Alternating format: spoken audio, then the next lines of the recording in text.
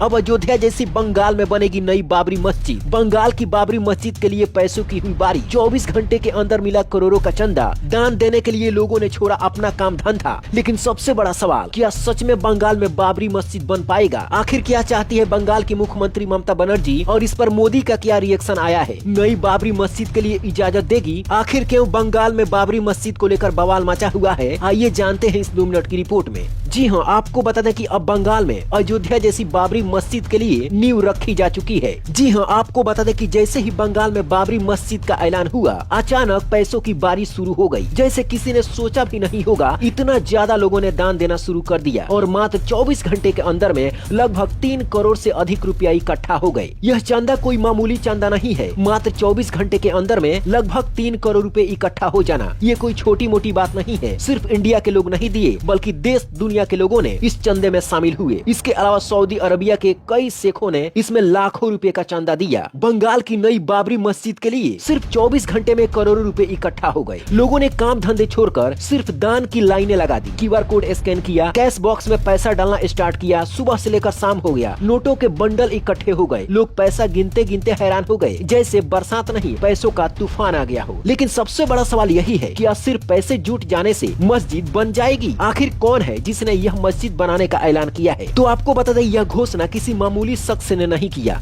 बल्कि TMC के बागी और पूर्व विधायक हुमायूं कबीर ने किया है। नींव भी उन्हीं ने रखी, भीड़ भी उन्हीं ने जुटाई और बयान भी दिया, मुझे कोई रोक नहीं सकता। दरअसल आपको बता दें कि एक समय पर यह ममता बनर्जी के काफी करीबी माने जाते थे। आज TMC से इन्हें सस्पेंड कर दिया गया है। सस्पेंड का यही कारण है कि इन्होंने बिना कोर्ट से इजाजत लिए बाबरी मस्जिद की नींव रख दी। लेकिन फिर भी अगर देखा जाए तो उनकी पकड़ जमीन पर अभी भी बहुत मजबूत है। बंगाल में बहुत सारे लोग TMC के इस नेता को बहुत ही ज्यादा सपोर्ट करते हैं। यानी हुमायूं अगर अलग से कोई पार्टी बनाकर चुनावी मैदान में खड़े होते हैं तो जिस प्रकार से जनता का समर्थन है, ऐसा लगता है कि उनको बहुमत मिल सकती है। अब चलिए जानते हैं कि आखिर क्या है अयोध्या से इस बाबरी मस्जिद का कनेक्शन। देखिए, सबसे बड़ा विवाद इसी नाम को लेकर है, बाबरी मस्जिद। क्योंकि अयोध्या से जुड़ा हर मुद्दा सिर्फ धार्मिक नहीं, भावनाओं, राजनीति और इतिहास से जुड़ा होता है। बंगाल में नई बाबरी मस्जिद को बनाने के लिए लोग अपने घरों से लाखों ईंट लेकर अपने सर पर निकल पड़े। लेकिन इसके बाद में कई मुस्लिम संगठन कह रहे हैं, नाम बदलो, ये इतिहास के जख्म खुदेरने जैसा लगता है। वहीं हिंदू संगठन बोल रहे हैं, यह नाम समाज में तनाव बढ़ाएगा। यानी मस्जिद बंगाल में, लेकिन बहस पूरे देश में फैल चुकी है। हालांकि कई मुस्लिम संगठनों ने कहा कि बाबर के नाम पर कोई भी मस्जिद नहीं बननी चाहिए, क्योंकि बाबर का इतिहास अब इस दुनिया में खत्म हो चुका है। अगर मस्जिद बनाना ही है तो APJ अब्दुल कलाम के नाम पर बनानी चाहिए, या फिर जितने भी मुसलमान इस देश के लिए अपनी कुर्बानी दिए हैं उनके नाम पर बाबरी मस्जिद बननी चाहिए, न कि उसके नाम पर जो इस देश को बर्बाद किया है। और यही कारण है कि बाबरी मस्जिद में बाबर का नाम को लेकर बवाल मचा हुआ है। अब इस मस्जिद में आखिर ममता बनर्जी से इसका क्या कनेक्शन है? देखिए, हुमायूं कबीर कभी TMC में ताकतवर नेता थे। ममता बनर्जी की टीम में उनकी पकड़ अच्छी मानी जाती थी। लेकिन बाबरी जैसी मस्जिद बनाने की घोषणा के बाद TMC ने तुरंत कार्रवाई की और उन्हें पार्टी से बाहर कर दिया। आज की तारीख में उनका TMC से कोई रिश्ता नहीं है, लेकिन जनता में उनकी पकड़ और जन समर्थन अभी भी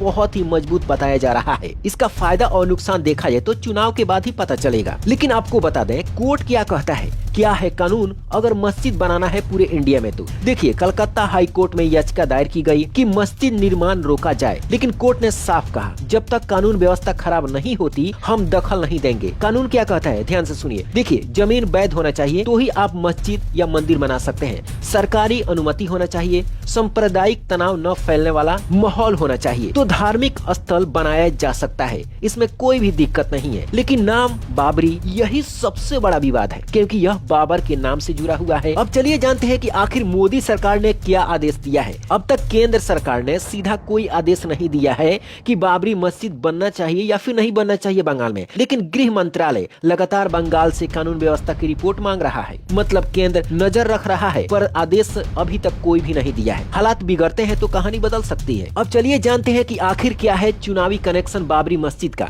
देखिए, 2026 में बंगाल चुनाव है। हुमायूं कबीर पहले ही कह चुके हैं कि वह 1 135 सीट पर चुनाव लड़ेंगे। अगर वे जीत जाएंगे तो बाबरी मस्जिद बंगाल में बनेगी। अब यहाँ पे सोचने वाली बात यह है कि हाल ही में बिहार में चुनाव हुआ था, वहाँ पर बीजेपी बहुत ही ज्यादा बहुमत से सत्ता हासिल किया। अब बंगाल में भी अपनी पकड़ बनानी चाहती है, इसलिए अब चुनावी मैदान में देखना ये होगा कि आखिर कौन सी पार्टी उस चुनाव को जीतती है, और उसी से अंदाजा लग जाएगा कि आखिर बंगाल में बाबरी मस्जिद बनेगा या फिर नहीं बनेगा। हालांकि आपको बता दें कि सबसे बड़ा सवाल यही है, और अभी तक क्या सच में बंगाल में अयोध्या जैसी बाबरी मस्जिद बन पाएगी? क्या कोर्ट रोकेगा? क्या राजनीतिक इस निर्माण को आगे बढ़ाएगी, या चुनाव के बाद ये मुद्दा ठंडा पड़ जाएगा? दोस्तों, कहानी अभी बहुत बाकी है, और जैसे ही कोई नया अपडेट आएगा हम आपको इस चैनल के माध्यम से जरूर बताएंगे। फिलहाल देखिए आने वाले समय में इस पर क्या अपडेट आता है, सरकार इस पर क्या एक्शन लेती है, और ममता बनर्जी का मूड चेंज होता है या फिर नहीं। हालांकि इस मुद्दे पर आपकी क्या राय है? क्या बंगाल में नई बाबरी मस्जिद बननी चाहिए या फिर नहीं? नीचे कमेंट बॉक्स में जरूर बताएं। इस वीडियो को ज्यादा से ज्यादा शेयर जरूर करें। Bureau report, black Bharat TV.